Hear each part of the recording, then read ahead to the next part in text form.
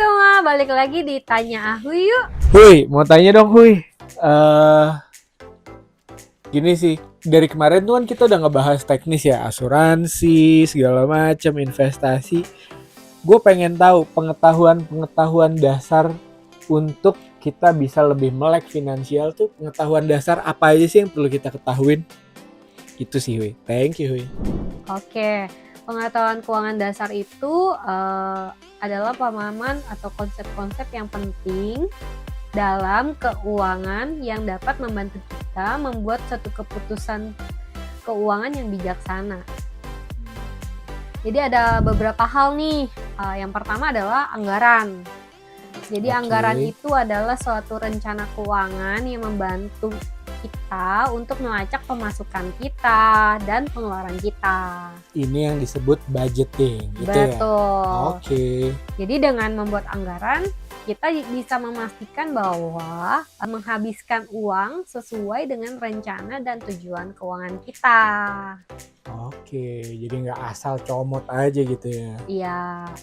Yang kedua adalah tabungan dan investasi. Ya. Nah, kalau kita bicara tabungan ya pasti dari kata dasarnya itu menabung. Jadi ya menabung adalah menyisihkan, bukan menyisakan. Jadi menyisihkan uang untuk masa depan, sehingga ketika kita menabung untuk tujuan jangka pendeknya, misalnya kayak mau beli gadget baru, atau untuk jangka panjangnya ya pensiun. Kemudian investasi. Nah, investasi ini adalah menanamkan uang untuk mendapatkan keuntungan di masa depan. Yang banyak jenis investasinya itu kan seperti kayak deposito, saham, kemudian ada obligasi, ada emas, dan reksadana. Oke, yang ketiga itu kredit dan hutang.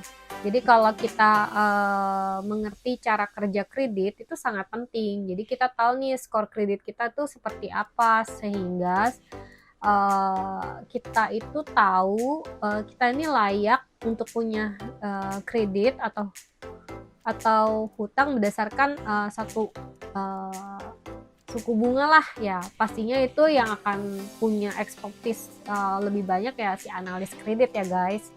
Nah, mengelola hutang itu perlu bijaksana. Jadi kita bisa tahu hutang-hutang kita tuh dahulu kala hutangnya apa aja, kayak kartu kredit ataupun pinjaman. Jadi kita juga tahu strategi pembayarannya seperti apa. Nah, hutang itu kan adalah uang yang kita pinjam dari orang lain atau lembaga keuangan kan. Jadi hutang itu dapat membantu kita untuk mencapai tujuan keuangan kita, seperti membeli rumah, mobil.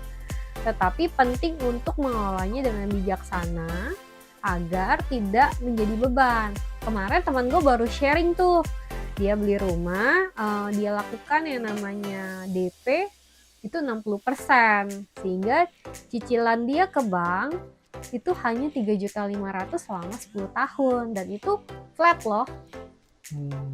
Jadi kayak ya kita perlu perhatiin juga berarti kalau kayak utang atau apa tuh juga mempengaruhi skor juga ya kan. Jadi berdasarkan riwayat, dan juga kalau mau berhutang kita harus lihat juga kemampuan kita ya. Betul. Oke. Yang keempat adalah resiko. Resiko itu adalah kemungkinan terjadinya kerugian dalam suatu investasi. Jadi setiap jenis investasi itu mempunyai tingkat resiko yang berbeda-beda. Penting untuk memahami tingkat resiko Anda atau kalian itu seperti apa sebelum berinvestasi. Makanya kalau kalian beli asuransi, sekarang ditanyakan tuh kalian itu termasuk yang resikonya rendah, sedang, atau tinggi.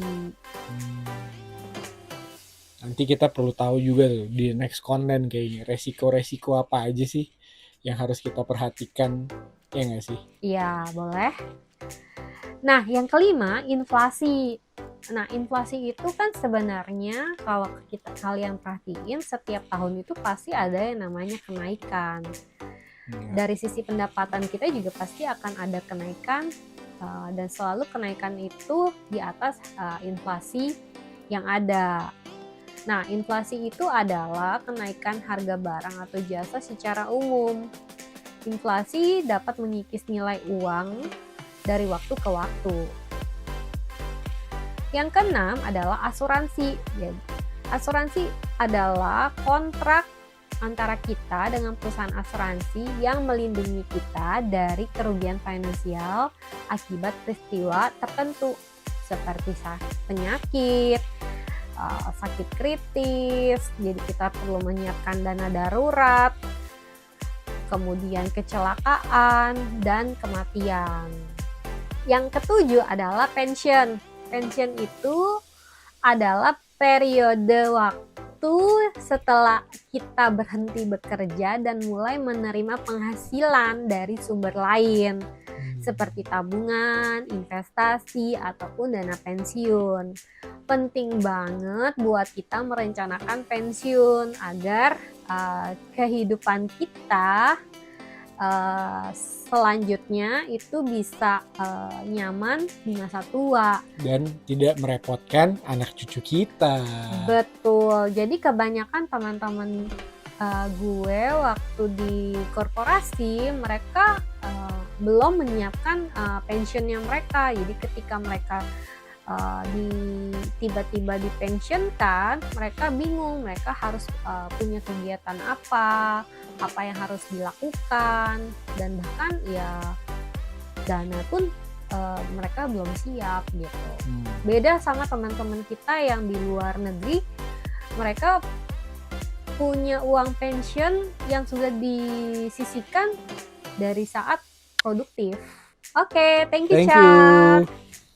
Kalau kalian suka video-video Tanya Ahuy, jangan lupa like, subscribe, komen, dan share ke orang-orang yang kalian sayang.